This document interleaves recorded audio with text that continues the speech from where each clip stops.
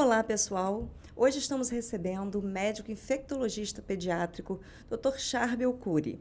Ele é mestre e doutor em microbiologia e subsecretário de Vigilância em Saúde, além de outras funções que ele tem também. A gente vai falar sobre tudo isso daqui a pouquinho.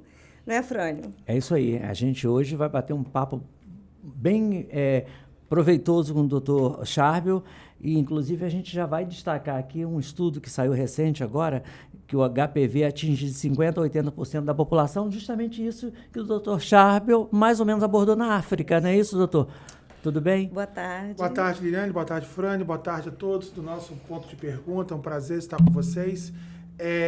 Obrigado aí pelo convite. A gente apresentou uma parte do meu trabalho, do meu doutorado na África do Sul, no Congresso Mundial de Infectologia Pediátrica, que é uma grande preocupação por ser um dos problemas de saúde pública mais preocupantes dos últimos anos para cá, que trata-se do papiloma vírus humano, né? Um vírus que se torna, durante a vida da mulher, né, principalmente, do homem também, mas a mulher ela se torna simbionte desse vírus, ela se torna companheiro desse vírus, esse vírus se torna companheiro da mulher, e ele pode, em algumas situações, evoluir para o perigoso câncer do colo de útero, que, dependendo da sua evolução, pode levar não apenas a perder o útero, né? Ou até mesmo ao óbito. Então, é uma terceira causa de morte. Nossa, mãe. Né? Em alguns lugares no mundo, ou até no Brasil, é a segunda causa de morte, né, das mulheres, né? E por câncer, é óbito de câncer pelas mulheres. E hoje, como o papiloma vírus humano ele é muito disseminado no mundo, a gente pode inferir que cerca de 70% a 80% das pessoas já tiveram, em algum momento da sua vida, o contato com esse vírus, em algum momento do início da sua vida sexual. E a gente está vendo, nem sabe, né? E muitas vezes nem sabe que vai manifestar anos depois. E a gente está vendo aqui que tem mais de 200 variantes, não é isso? Isso, já são descobertos aí mais de 200 tipos, porém, desses principais tipos virais, existem muitos que são relacionados a verrugas genitais, alguns também que são associados a verrugas comuns, mas efetivamente uma fração deles que acometem as mucosas, né, que são a parte interna da nossa região de pele, né, pele interna, né, que seria a região vaginal, região vulvar, a região do colo do útero, a região peniana nos homens. Então, basicamente, dos tipos de HPV, eu destaco 4 que são os piores, né? Que são os principais que nós temos. O tipo 6, o tipo 11, que causam as verrugas genitais, que a gente chama tradicionalmente de crista de galo, e o 16 e o 18, que causam 80% dos tumores, né, dos cânceres de colo de útero e dos cânceres relacionados ao HPV. Câncer de vulva, câncer de vagina, né? Câncer de pênis também está associado. É isso que eu ia perguntar. Né? A mulher pode evoluir para o câncer, né? E para o homem também? Também pode ter o câncer de pênis, está associado. Tem uma lenda que fala que 1000 pênis são jogados na lata de lixo por ano por conta de HPV no Brasil. Por ano. Mas aí tem que tirar, extirpar? Tem que tirar, tem que colocar uma prótese, então tem que fazer. Então, o que está acontecendo hoje no mundo? A preocupação crescente, porque o HPV hoje, no câncer de boca, por exemplo, ele substitui outros causadores do passado. Então, antigamente, o fumo era causador disso, daquilo. Hoje, o HPV ele já é um adjuvante nos tumores, em muitos intestinais, alguns tumores de boca, de laringe. Então, o HPV hoje ele já está associado a várias mucosas. E é fácil, é visível na boca, por exemplo, HPV? É visível? É visível, ele tem a manifestação na boca, ele pode fazer as lesões associadas ao HPV, até mesmo a verruga, né? Pode aparecer a lesão, né? E até mesmo um tumor também ele pode aparecer na boca. Agora, uma vez diagnosticado, o que fazer? Porque não tem cura, né? Dependendo da lesão, ele é estadiado, né? E você tem vários exames que são feitos, o preventivo, o famoso preventivo, que a mulher, no início da sua vida sexual, ela vai fazer o preventivo, depois de preventivos normais, ela começa a fazer de 3 em 3 anos, né? A sua rotina, periódico, o periódico. E se tiver uma lesão suspeita, né, alguma no citológico, né, que é o preventivo, tiver alguma alteração, ela vai passar por um estadiamento, que ela vai fazer colposcopia, ela vai fazer biologia molecular, biópsia, para poder fazer aí, dependendo da situação, ela precisa fazer alguma intervenção. Que aí tem as cirurgias, pequenas cirurgias, né, CAF, né, que são, ou até mesmo a conização, que você tem que tirar um pedaço do colo do útero, né, que são cirurgias mais radicais. Agora, a gente vai falar daqui a pouquinho também sobre esse pioneirismo em campos em oferecer a vacina HPV para meninas e meninos. A gente vai falar daqui a pouquinho. Há uma incidência maior em mulheres mais maduras, porque na época não tinha essa prevenção, não tinha esse hábito de vacinar contra o HPV?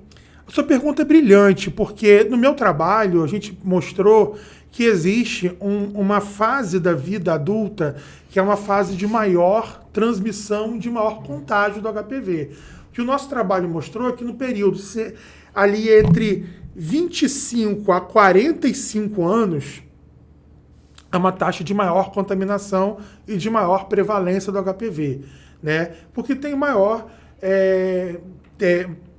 taxa de encontros, né? Com relacionamentos, né? Sim. E há também nessa fase, né, aí sim você vai puxando mais um pouco pelo nosso trabalho. Nosso trabalho se debateu a provar que mulheres soropositivas para o HIV, que é o vírus da imunodeficiência, elas eram mais suscetíveis a terem HPV. O que o estudo mostrou? Ele mostrou que... O que a gente queria provar? Na época, quando a gente iniciou a vacinação, até mesmo antes do Ministério da Saúde, a gente só tinha vacina usando a bula da vacina, que era até 26 anos. Porém, a gente sabia que entre 24 anos e 25 e 45 tinha uma alta transmissão. Então ficava um buraco de proteção até 45 anos. E havia uma extensão de bula colocando a bula até 45. Então a gente falava assim, poxa, vamos comprovar que o nosso trabalho prova, ele vai comprovar que até 45 tem transmissão, e ele provou isso. Que 45 anos diminui o contágio e que a vacina era benéfica. Então, logo depois que a gente termina o nosso trabalho, o Ministério da Saúde joga até 45. Isso bem agora, 2020. Assim que acaba o trabalho, em dezembro de 2020, o Ministério da Saúde de 2021 já passa para 45 anos. Olha quanto tempo eles demoraram. O campo já fazia isso desde 2015. Sim, entendeu? mais um pioneirismo. Então, e a gente viu a necessidade de extensão para, não só para as mulheres soropositivas do HIV, mas para todas as mulheres tomarem a vacina até 45 anos, que é o limite da bula. E esse público está mais suscetível porque a imunidade é mais baixa? É porque... Qual o motivo? Assim, por que você chega? Então, a imunidade do HIV, o HIV reduz a imunidade, reduz a resposta imune, né, local, mas também há outras comprovações que nós mostramos. Por exemplo, o HPV, o tipo viral que atinge as moças soropositivas para o HIV, é um tipo viral com genótipos diferentes, ou seja, apareciam ali tipos 45, 51, 82 de HPV que não estavam na vacina. Além disso, elas também apresentavam múltiplos genótipos. O que é isso? Aparecia pessoas que tinham 4, 5, 6 vírus numa só. Então, isso mostra o quê? Que o controle imunológico delas não estava muito legal, entendeu? Então, isso mostrava que realmente a baixa imunidade, a imunossupressão do vírus HIV levava a uma contaminação maior em quantidade e em qualidade desses vírus, levando elas a terem mais tumores e tudo mais. E o que é interessante? Mesmo vacinando para uma vacina só com 4 vírus, a gente conseguiu ter uma efetividade, porque a gente acompanhou elas, né? Então o estudo tem 2 fases. A fase inicial, que a gente acompanhou 158 mulheres, e depois a gente pega mais 43 dessas 158 para seguir, por mais 2 anos. É um estudo longo, ele começa em 2014, então ele vai fazer 10 anos no ano que vem. É um estudo de coorte longa. E aí nesse estudo a gente mostrou que depois das 43 que a gente seguiu, depois da vacinação, só 3 delas apresentaram contaminação de novo, depois da vacina. E dessas 3 era porque elas não tomaram a vacina completa, o esquema, entendeu? Porque teve um outro tipo de vírus. Então, assim, mostrou que a vacina ela foi muito eficaz, entendeu? E ela foi muito eficiente para essas mulheres. Essa vacina é de 16 a... Então, a vacina, ela tem 2 posologias. Se você for usar a posologia do Ministério da Saúde para as adolescentes, ela começa com 9 anos, né? Então, toda menina que completa 9 anos, ela vai tomar até 15 anos, 2 doses, intervalo de 6 meses. Quem tem acima de 15 anos vai tomar pelo SUS somente em condições especiais. Que, inclusive, em Campos, nós temos uma sala de vacina, que é o CRI. Que condições especiais? Vamos lá, HIV positivo, imunossupressão, ou seja, está fazendo quimioterapia, radioterapia e tudo mais, né? Teve um tumor de colo de útero, então se ela fez uma conização, teve um carcinoma e tudo mais, então tem condições especiais que a moça pode requerer do médico uma indicação e vir pra gente. Por exemplo, é uma moça que está com artrite reumatoide, que está com lúpus, que é uma doença reumatológica, que ela está usando os MABs da vida, que são aquelas medicações que rebaixam a imunidade, pode vir tomar com a gente que a gente libera a vacina. Pois é, mas a gente sabe que hoje a vida sexual das pessoas, né, se prolongou, né, se prolonga, né? Uma mulher, por exemplo, que nunca tomou vacina de 50, 55 anos e que tem uma vida sexual ativa, ela não pode tomar? Como é que é isso? Tá mais vulnerável? Olha, eu vou rir porque eu vou contar uma história de uma amiga, porque eu não vou contar quem é a pessoa, que a pessoa vai me matar se eu contar a história dela. Porque essa pessoa é o seguinte, eu tenho certeza que ela não tem uma vida sexual ativa mais. Mas eu fiz a vacina para ela, não preocupada, tem 60 e tantos anos. Eu fiz a vacina com 58 anos, não preocupado com atividade sexual, mas preocupado com tumores. Tumor de intestino, tumores de boca, porque era uma pessoa fumante. Então, assim, hoje o HPV, como dizia um filósofo do futebol, ele transcende a questão sexual. É isso que eu queria deixar bem claro, para as pessoas saírem desse mito. Que é só tem muita relação quem com tomar faz HPV. sexo. Gente, inclusive isso, não sei se vocês lembram, se a gente está velho de guerra da prefeitura, né? Vocês estão com essa cara de novinho, mas eu tô velho. Então, se vocês lembram disso, foi um dos motivos pelos quais a gente teve muita dificuldade de começar a vacinação em Campos. Porque em 2010, quando o Rosinha lança a vacina, né? a gente levou 4 meses para tirar a vacina da sala de vacina, porque o povo não queria tomar, achando que a vacina era um salvo-conduto para fazer atividade sexual. E não tem nada a ver isso. Apenas porque a bula libera com 9 anos. Se você for pensar por esse caminho, ninguém toma hepatite B quando nasce. Porque a hepatite B passa por transmissão sexual. Sim. E quando o bebê nasce, leva uma agulhada na perna, tem nada a ver na com sala sexo, de parto. E é transmissão sexual? E aí? Então é um contrassenso, sacou? Aí, como você está falando, a vacina contra HPV, Campos foi pioneira, né? Antes mesmo do Ministério da Saúde, Campos já estava oferecendo a vacina para meninas primeiro e depois para meninos. A sua tese já traz algum resultado dessas meninas que começaram lá atrás a tomar essas vacinas, que hoje já estão adultas, são jovens adultas, né? Muito boa pergunta. Na verdade, a gente nem combinou essa pauta, né? Você trouxe na cabeça e tirou as melhores perguntas aí. Isso é um trabalho que eu apresentei no congresso do ano passado, era um congresso online. Eu até fiquei impressionado porque o presidente do congresso, Mark Cotton, estava lá online, e de repente ele faz Dr. Charbel, I want to ask you a question. O presidente do Congresso está aqui perguntando. Por quê? Porque o Brasil é alvo de muita curiosidade dos europeus em relação à vacina do HPV. Por quê? Afinal de contas, a gente é um país gigante, com uma vacinação muito boa. Então, o que aconteceu? A gente começa em 2011, 4 anos antes do Ministério da Saúde, e a nossa avaliação de impacto, ela hoje conta com 2000. A gente começa a fazer a avaliação em 2007 antes e vai até 2019, que é o nosso final da avaliação. E a gente foi e pegou todos os preventivos feitos no SUS da cidade. Por quê? Porque a gente conseguiu pegar todos? Porque todos são feitos em um lugar só, Álvaro Alvim.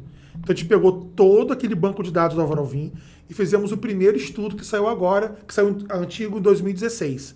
Esse estudo de 2016 mostrou que houve uma redução em 5 anos, de 2010 a 2015, de mais ou menos 30% das lesões de baixo grau, que são as lesões precursoras de HPV. E o que aconteceu? Quando começa 2015, há um fenômeno conhecido como hesitação vacinal, que é o povo parar de acreditar nas vacinas. Não sei se você tem percebido isso.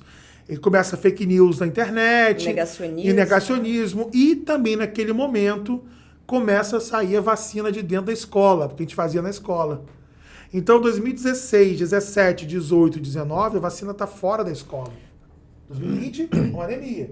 Então, isso tudo faz cair a vacinação de 100% de cobertura para 28, 25. Meu Deus. Então, o que aconteceu? O nosso indicador de lesões de precursora de HPV, que vão levar ao câncer, é um U. Antes, afunda de quase baixíssimo e depois sobe. Entendeu? Então, é um indicador que... Aí, quando eu mostrei isso lá no Congresso, todo mundo... Nossa, o que aconteceu com o Brasil? Nananã. Aí, gente, uma combinação do caos, né? Uhum. Que é baixa cobertura vacinal, campanhas contra a vacina, né? Mais pandemia. E aí, o que a gente está fazendo agora? A gente está pegando esse estudo, eu estou com um professor do Fiocruz me ajudando, para a gente fazer um cálculo e ver quanto impacto disso causou, que vai ser a nossa próxima publicação. Uhum. Entendeu? Então, isso é um trabalho muito interessante. Nossa. Depois a gente vai ver o pós-pandemia, que é 19, 20, 21, 22. E as pessoas estão voltando agora? As meninas e os meninos estão voltando? Olha, graças a trabalhos como hoje, o ponto de pergunta, que eu vou levar essa nossa discussão, vou mandar para meus pacientes, para todo mundo assistir, sim, está voltando. E graças a 3 fenômenos. Primeiro fenômeno é a mudança do governo, né? Que o governo federal tem trabalhado bastante as campanhas e tal. O Saúde na Escola, que em Campos, no governo Vladimir Garotinho, incentivou muito saúde na escola. Então a gente está na escola direto, vacinando. E te digo até a data, março de 2021. Logo ainda no meio da pandemia, a gente voltou para a escola para aplicar a vacina. Entendeu? Eu te digo até qual foi a escola, 29 de maio. Entendeu? Que a gente foi lá na pecuária. E a gente tem esse ponto de virada, em que a gente volta para a escola para aplicar a vacina, nunca paramos, esse vai direto. Fomos para a escola aplicar HPV, então a escola continua sendo um local de aplicação, que é uma coisa que a gente nunca deveria ter parado. Sim. Entendeu? E a outra coisa importante são as novas vacinas, a nova vacina de HPV que foi lançada no mercado privado. Por quê? Houve uma segmentação. Então, a quadrivalente, ela ficou no SUS, né? E a nonavalente trouxe, que é a 9, de 9 vírus, né? Ela trouxe uma extra de publicidade e propaganda. Então, o povo voltou a se interessar, voltou a ir para as clínicas, falou, nossa, tem uma vacina nova de HPV, isso é importante e tal. Então, o que acontece? Geralmente, as clínicas privadas trazem esse motorzinho para o SUS também. Até porque, né, doutor Charbel, depois que houve esse movimento todo de negacionismo, algumas doenças que já estavam erradicadas começaram a voltar, né? Como catapora, sarampo, não me lembro bem agora. Todas elas, né? Voltaram. Praticamente, só difteria que não apareceu, mas pode ser que apareça, mas assim, ficou muito pouco para aparecer a polio, tá? Inclusive o vírus é achado até em esgotos aí, se você procurar você acha.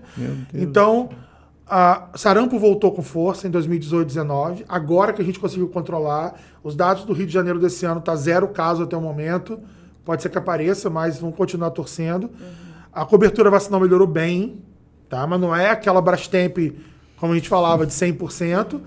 Poderemos chegar lá? Talvez. Acho difícil, mas vamos continuar lutando. Em Campos eu continuo sempre dizendo que Campos é um oásis de vacinação, né, perto de outros municípios em volta, por uma razão muito importante. Apesar de não ter 100% de PSF. A gente não pode comparar Campos com São João da Barra nem Quissamã. Quissamã, São João da Barra tem 100% de saúde da família e 30 mil habitantes. Entendeu? Só Campos, só São João da Barra é Tapera. Tapera até São João da Barra. Entendeu? Sim. Então é muito pequenininho. Então o que acontece? Com nossa complexidade toda que a gente tem, de uma cobertura que não chega aí, vamos botar nem 50% de PSF, a gente conseguiu ano passado fechar 100% de pólio. O que é maravilhoso, menor de 5 anos. Entendeu? Então, com toda dificuldade, estamos em invenção. Agora, E doutor, o Vladimir colocou também a vacinação final de semana, que é maravilhoso. Ótimo. agora, doutor, o senhor é estudioso no assunto, o senhor acompanha o Brasil inteiro. Como é que está a situação fora de Campos? Campos está muito bem, obrigado, mas como é que está os municípios ao redor e como é que está em nível de Brasil? Como é que o senhor analisa isso? Campos Questão HPV. HPV? É. Olha, em relação ao HPV e em relação à doença que você fala, ou em relação à vacinação? A vacinação. Em relação à vacinação, a gente pode dizer que Campos está... até o início da vacinação na escola, a gente estava muito abaixo. Porém, com vacinação na escola, eu te digo, tiveram anos em que a nossa cobertura, por exemplo, o ano de 2021, por exemplo, 2020, era pífio. A gente fez aí num ano inteiro 800 doses, sendo que eu tenho que vacinar para uma faixa etária, uma. Se eu quiser vacinar 9 anos de idade, meninas, eu tenho que dar 3.500 doses. Pra você ter uma ideia. Meninas de 9 anos, 3.500. E aí o que acontece? Nos anos seguintes, 1.500. Ano passado, 3.000 doses. Então a gente está conseguindo virar o jogo na vacinação dos adolescentes. E em torno aí no Brasil todo, como é que está isso? O Brasil está melhorando. A gente vai pegando a série histórica do Brasil de 2020 para cá, ela tá crescendo. Está em torno da média aí de 50% a vacinação HPV, mas já foi 30% e 20%, então é uma vitória. Então que a gente consiga aí melhorar esses números, mas existe ainda muita fake news, muitas fake news em relação às vacinações. Diz que quem toma vacina HPV vai passar mal, vai ficar doente. É muita gente doida, né, que fica disseminando notícia falsa e não tem noção que quando você dissemina notícia falsa, alguém não vai tomar a vacina, vai hesitar. E ao hesitar, ela pode ficar doente, né? Não, e tem também aquela proporção que vocês fazem. Vocês têm uma média, rebanho, né? Tem um rebanho, né? Que você não vacinando, se tiver entre um grupo ali que também não está vacinado, e aí a probabilidade é muito maior de você contrair o vírus. Para algumas doenças é 95%, então 5% você acredita, por exemplo, sarampo tem que ser 95%, porque você acredita que 5 pessoas em 100 vão estar protegidos pelo rebanho, entendeu? Rotavírus, 90%, entendeu? HPV, 80% a 90%.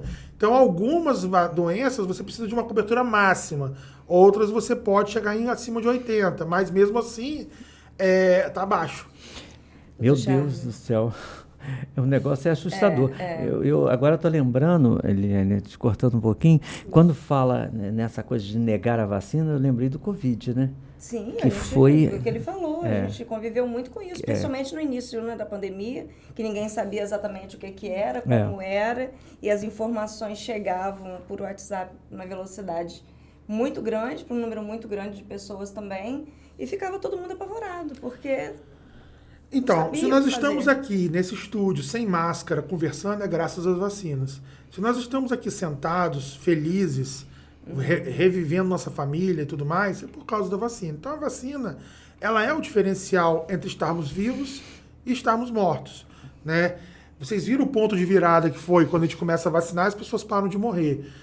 Só que houve muita disseminação de mentira na rede social. Continua, tá? Não acabou, não. Isso quer dizer, continua. Porque Continua. para a maioria, para muita gente aí, acabou a Covid. De vez em quando o povo bate boca comigo na internet, que eu vou lá defender então, a vacina. continua e eu vou ainda, falar, você continua fazendo esse experimento nos seus pacientes? Experimento. Aí a pessoa...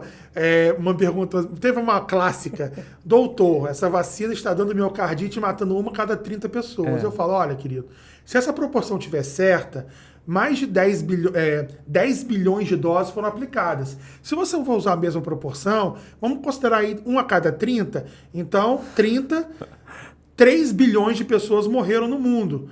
Então, é igual os dinossauros foram extintos com um meteoro. Então, sua matemática está estranha. Então, eu tenho que usar umas brincadeiras para poder tirar a verdade. Alguns chegam a afirmar, não, acabou o Covid, não tem mais Covid. Isso aí Está morrendo gente. Tivemos 2 mortes aí nos últimos 2 meses em Campos. É complicado, entendeu? Né? E as pessoas estão vacinando as outras doses? Então, depois desse pânico que teve agora em outubro, que o Covid deu uma volta e voltou a subir, as pessoas ficaram meio com medo e voltaram a vacinar. Você conhece o complexo de Ratatouille? Vai você pegar o queijo, depois eu vou? Entendeu? Então todo mundo mandou uma leva de crianças. Primeiro as mães olharam e falaram assim, agora eu vou mandar a minha.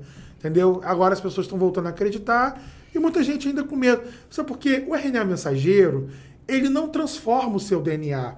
Isso é uma questão de biologia básica. O RNA ele chega na sua célula, entrega a informação e é feita a proteína.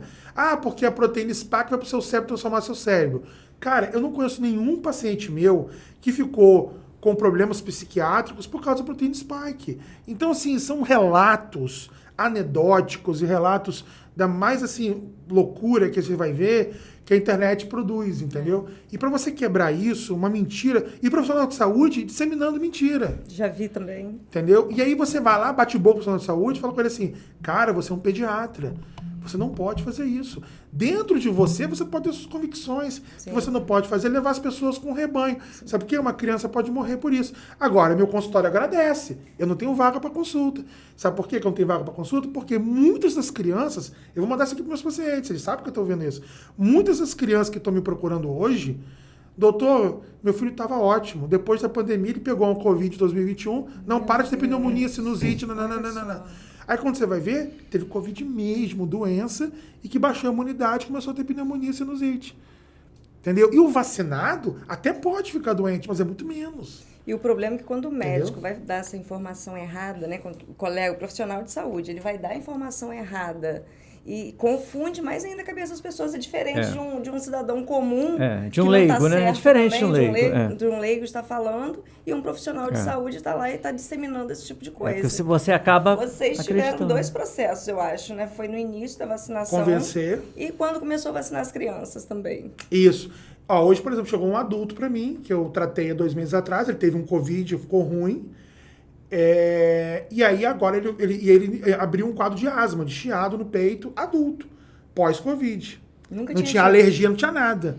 Tratei, melhorou, entendeu? Então, assim, você vai ver... Eu, por exemplo, Charbel, tive um Covid esse ano, meu 4º Covid, eu acho, depois que eu fiquei muito exposto, entendeu? Muita gente.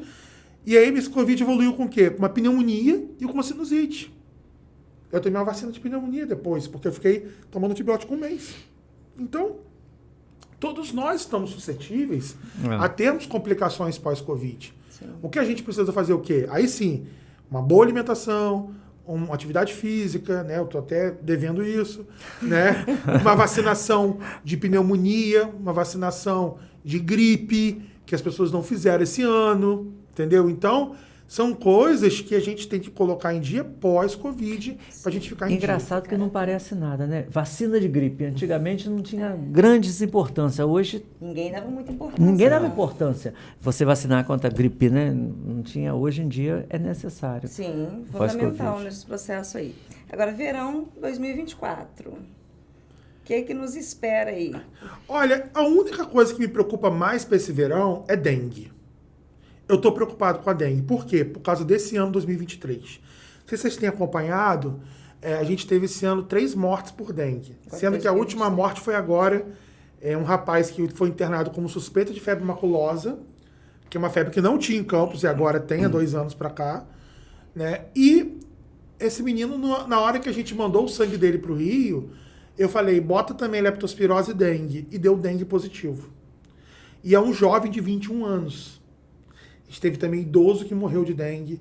Está tendo uma alta mortalidade de idosos. 50% dos óbitos de dengue se concentram em 2 faixas etárias. Abaixo de 10 anos de idade e acima de 60 anos de idade, 50 anos de idade. Por quê, doutor? Por quê? Porque são faixas etárias em que você tem uma imunossenescência, que é a baixa imunidade abaixo de 60, acima de 60 anos. E em relação às crianças elas têm uma expressão inflamatória maior.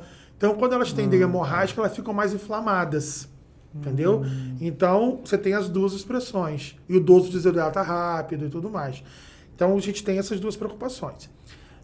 E por que a gente está preocupado? Porque tem um sorotipo 2 da dengue, que está circulando. Há a possibilidade do sorotipo 3 da dengue circular. Entendeu? Então, com esses 2 sorotipos circulando, a gente tem a preocupação de ter um terceiro adjuvante nessa história, que é a teoria da alça epidêmica. O que essa teoria diz? Quando eu tenho casos no segundo semestre de dengue, com óbito, casos graves, perto de um ano, de um verão por um ano seguinte, promete-se um ano difícil. Meu Deus do céu. Então, por exemplo, se esse segundo semestre fosse tranquilo, um caso, 2, 0 morte, 0 caso grave, eu começaria o ano tranquilo. O problema é que quando o final do ano é ruim. Entendi. Então, Mas a notícia boa, gente, é que tem como prevenir. tem como prevenir. O exercício de casa, né? O A gente exercício aí de coloca casa. várias possibilidades, 80% dos focos estão em casa. Então, todo mundo tem que fazer o dever de casa. Quem tem um terreno... É o que eu sempre falo, é uma doença democrática. Quem, desde do indivíduo do maior nível socioeconômico para o menor. Sim. Então, ele vai pegar na piscina da sua casa, se você tiver mal cuidado da piscina, até o indivíduo que tem uma condição socioeconômica menor. Então, qualquer um vai ser exposto a dengue. Ele é uma doença democrática, né? Atinge todas as classes sociais. Então, cuidado com o lixo ensacado, bonitinho, que lixo acumula água, né? Terreno baldio, não joga lixo, tampinha. Vasinho de planta. Vasinho de planta na casa. Tem gente que acumula lixo em casa, bota pneu dentro de casa, bota garrafa. Olha, tem gente que adora acumulador, né? Tem acumulador pra caramba. Tem um monte. E também a gente agora tem uma nova arma, né? Que nas clínicas privadas, uma vacina preventiva para dengue, Sim. que tem sido um sucesso nas clínicas privadas, essa vacina. Mas Qualquer tem um pode tomar? É de 4 a 60 anos. Ainda não quatro. chegou. Não está no SUS, mas a Mas tá no pressão, privada. a pressão no Ministério está muito grande. A pressão por quê? Porque se você tem uma vacina eficaz, que todo mundo pode tomar de 4 a 60 anos, que funciona, e que você previne uma epidemia, só que está tendo uma discussão, por quê? Porque o Ministério, o laboratório Takeda, né? O Ministério cobrou da Takeda que baixasse o valor. E o valor para venda para o Ministério está dando R$170. Para você comprar 60 milhões de doses, é caro, 170 né, criança? a dose? 170? A dose, são 2 doses para cada pessoa. E aí, assim, o Ministério compra dose a R$70, R$60, R$50. Ele não vai comprar uma dose a 170. Então, está tendo uma negociação aí para o Ministério baixar a dose, para a Takeda baixar a dose, e o Ministério comprar. Eu acho correto. Eu acho que é uma vacina que tem que estar no Ministério da Saúde. Mas essa vacina, doutor, ela é igual à vacina da Covid? Ela, se você tiver a doença, vai amenizar ou não pega? Não pega. Ela é diferente. É uma vacina viva. É igual a vacina do sarampo, é igual a vacina da rubéola. É uma vacina viva, em que ela tem um backbone, né, que é um esqueleto, é um vírus 2 da dengue. Então eles pegam o vírus 2 da dengue e dentro do vírus 2 eles botam o vírus 1, o vírus 1 e o 3 e o 4. É muito legal. Então eles pegam o esqueleto de vírus 2, que é o vírus que vai ser como uma espécie de carreador. É muito interessante a tecnologia. Sim. E dentro deles eles botam 3 vírus. O vírus 1, o 3 e o 4. Então não pega mesmo. E aplica em você esse vírus vivo. Ele é vivo. É igual o sarampo, cachumba e rubéola, catapora. É vírus vivo. Então é um vírus que gera muita resposta imune. E aí são 2 doses, com intervalo de 3 meses. E ele gera 90% de proteção para internação e 80% de proteção para você não ter dengue. Tá dizendo 0 dengue, para ela não te pegar, para você não ter sintoma nenhum. Entendeu? Eu tomei a vacina. Tomei. E, tipo você, não senti nada, assim, foi bem saudável. Mas, assim, pacientes meus que querem tomar criança, eu tenho feito bastante apoio para as crianças que querem tomar, porque eu acho que criança hoje é a maior preocupação nossa para dengue. Sim, isso Criança grande, né? Criança e idoso, né? E falando em criança, me lembrei de uma coisa. Muitos anos atrás, vamos falar de quantos anos. É melhor a gente não. acaba se entregando. Mas há muitos anos a gente via alguns casos relacionados à falta de saneamento em crianças, alguns problemas ligados a isso. Acho que hoje a incidência é menor, porque hoje a gente vê outros casos, né? Mas olha, a pergunta é ótima, porque a resposta a gente tem no próprio governo que Rosinha fez quando prefeita.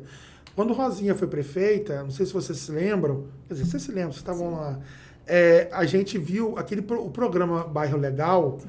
Ele tirou pessoas, inclusive o próprio Vladimir Morar Feliz, agora né? A gente tinha crianças que tomavam banho no esgoto. Né? Eu lembro que meu mestrado é isso. Meu mestrado foi feito dentro das comunidades, ali no Parque Esplanada. Não, Esplanada não. É lá em Guarulhos, onde tem lá o Sovaco da Cobra. Guarulhos mesmo. Parque Guarulhos. Ali tinha as escolas lá que eram perto do esgoto, praticamente. Ali foi tudo asfaltado, com galeria, com tudo, obra embaixo da... Então houve uma transformação em Campos e a gente mediu isso no nosso trabalho de hepatite A. Porque o trabalho de hepatite A é o seguinte: hepatite A é uma doença que você tem contato com esgoto, com água contaminada e tal. A gente viu que 70% das crianças tiveram contato com essas águas de enchente contaminadas e tal. Entendeu? Então isso foi uma coisa muito impactante para mim, né? E depois, assim, 10 anos depois, 20 anos depois, a gente vê o quanto que o esgoto está mais... A nossa cidade é bem servida desses serviços de esgoto encanado e tudo mais. Claro que tem alguns rincões ainda que não estão servidos. Precisam ser. Mas isso aí é uma questão de planejamento, de organização, e Vladimir está seguindo. Estava com um bairro legal agora, foi inaugurado ontem, né? É questão de saúde pública mesmo. É muito saúde pública. Saúde pública. Doutor Charb, a gente te acompanha assim nas entrevistas e vê muitas vezes você fazendo analogias, né? Super-herói. de super-heróis com a sua realidade, essa realidade de infectologista pediátrico. Como é que você vê assim, que experiência você traz dos super-heróis para o seu dia a dia no trabalho? Olha, muito. Eu uso isso o tempo inteiro. Na verdade, é engraçado porque eu, inclusive, já ao vivo já falei isso. E quando eu vi o ministro Flávio Dino falando Vingadores, o próprio prefeito Vladimir mandou para mim: ah lá, ó, tá imitando você. Entendeu? Pioneiro também. Então, claro, a gente sempre usa frases, né, dos Vingadores, deles todos. Eu adoro o Capitão América, eu adoro o Homem de Ferro. Eu adoro usar frases deles o tempo inteiro, do Hulk, né? Por exemplo, até mesmo dando entrevista, eu falo um complexo construto de camadas, como diz o Hulk, né? Ou como diz o Thor, né? O Thor adora falar isso. Hoje é dia de celebração, conquistas têm que ser celebradas, entendeu? Então, a gente usa sempre essas frases dos Vingadores para motivacionais, né? São as minhas frases motivacionais para a gente poder... São heróis, né? São heróis e que... Marcam gerações. Marcam gerações. Também, né? E eu tenho 300 bonequinhos lá em casa, eu coleciono e adoro eles. Bom. Agora, fala um pouquinho para mim sobre essa frase: a pediatria transcende a medicina. Você viu isso, eu acho, numa publicação minha. Um post seu. Foi uma história bacana que eu li lá e você fechou com essa frase. Essa frase, na verdade, ela é um desabafo. Eu escrevi isso para desabafar sobre um fato. Uma paciente que segue comigo há muitos anos, ela... É muito comum isso acontecer, tá? Não estou brigando com ninguém, não. Mas quando você tem uma situação em que você constrói uma relação com a pediatria, essa relação, ela não é só você e a mãe. É você, a mãe e a criança. E quando você tem uma relação, por exemplo, clínica médica, que você vai atender um paciente, é você e o paciente. Na pediatria, não. Na pediatria é você e a família. Então você tem uma relação que transcende um vínculo normal. E aí, o desabafo foi por quê? Porque muitas vezes a criança ela não é ouvida nas decisões familiares. Explico-me. A criança, ela nasce com você, na sala de parto. Nos momentos mais difíceis, uma febre, uma tosse, um catarro, uma pneumonia, uma internação, seu telefone está lá meia-noite e você responde a mensagem. A criança cresce, você acompanha o crescimento e desenvolvimento. A criança está lá gigante e você vibrando. Anos depois, a mãe tem outro filho, está grávida. Você manda mensagem: olha, parabéns, estou muito feliz, e tarará, e tarará. E a criança fala: tio Charbel, nossa, estou com saudade. E manda mensagem para você: estou com saudade. E fala: quando é que a gente vai lá? Estou te dando um exemplo. E a mãe: ah, não, porque é muito longe da nossa casa, prefiro ir nesse pediatra aqui mais perto, sobre os protestos das crianças. Então a relação ela transcende a medicina. Porque é uma relação que se constrói extemporânea e intempestiva. É uma relação que se constrói com a criança e com a família. Então, isso é uma coisa que você não tem como medir. É um amor que vai além, é atávico, ele vem das gerações e vai além. Então, muitas vezes, os pais não entendem isso. Entendi. Eles acham que é mais, não, é mais cômodo para mim ficar aqui.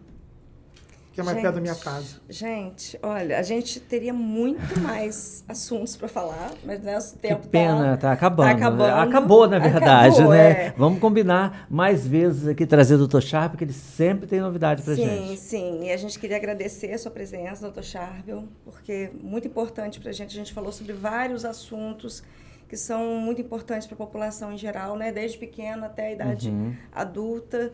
E te agradecer muito pela participação e dizer que estamos de portas abertas. Lembrar que nós estamos em todas as redes sociais, no YouTube, pode nos procurar, Ponto de Pergunta Cast, a gente vai estar lá no YouTube, TikTok, Instagram, enfim, vocês acham a gente por lá, acham o Dr. Charbel também. Quero agradecer também a nossa empresa parceira, Intec Mídia Soluções e Informática, que está junto com a gente e a gente quer muito agradecer por essa parceria. É isso aí. Até a próxima. Até mais. Tchau, tchau.